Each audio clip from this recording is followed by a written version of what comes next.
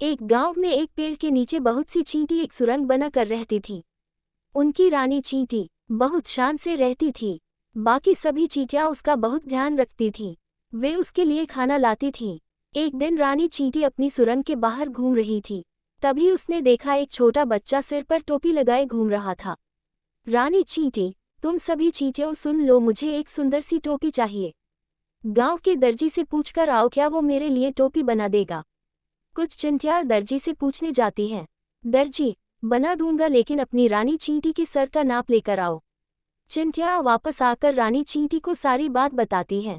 रानी चींटी, उससे कहो वह कल मेरा नाप लेने आए। दर्जी मना कर देता है क्योंकि उसके पास इतना छोटा फीता नहीं था। रानी चींटी यह सुनकर उदास हो जाती है। उसे देखकर बाकी सारी चींटियां भी परेशान हो जाती हैं। फिर वे एक ऐसे दर्जी की तलाश में जाती हैं जो रानी चींटी के लिए हेड बना सके, लेकिन उन्हें कोई नहीं मिलता। इधर रानी चींटी को कुछ भी अच्छा नहीं लग रहा था। वह खाना भी कम खा रही थी। वह दिन भर अपनी सुरंग में आईने के सामने बैठी रहती। रानी चींटी, काश कोई मेरे लिए सुंदर सी टोपी बना देता। वहीं पास में दूसरे बिल में एक चूहा रहता था। वह रानी चींटी की बात सुन लेता है। चूहा उसके पास जाता है।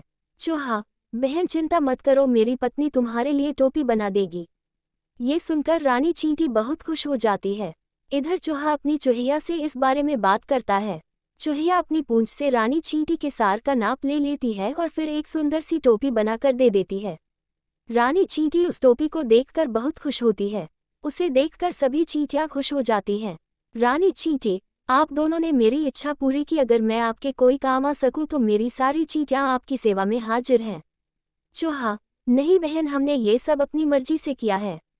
रानी चींटी, वैसे आपको कभी भी हमारी जरूरत हो तो हम आपके लिए अपनी जान भी दे देंगी। कुछ दिन बाद गांव में बहुत तेज बारिश होती है। चूहा, चूहिया और सारी चींटियां पेड़ के ऊपर चढ़ जाती हैं। तभी एक हाथी बारिश में नहाता हुआ वहां से गुजर रहा था।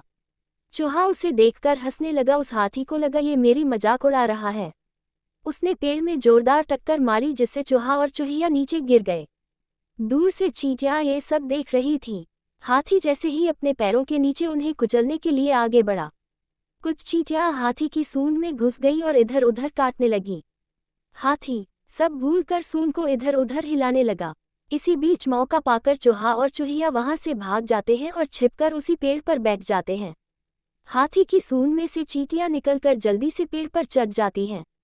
हाथी जब देखता है कि चूहा चूहिया भाग गए तो वह इधर उधर ढूंढने लगता है। कुछ देर बाद वह वापस जंगल में चला जाता है।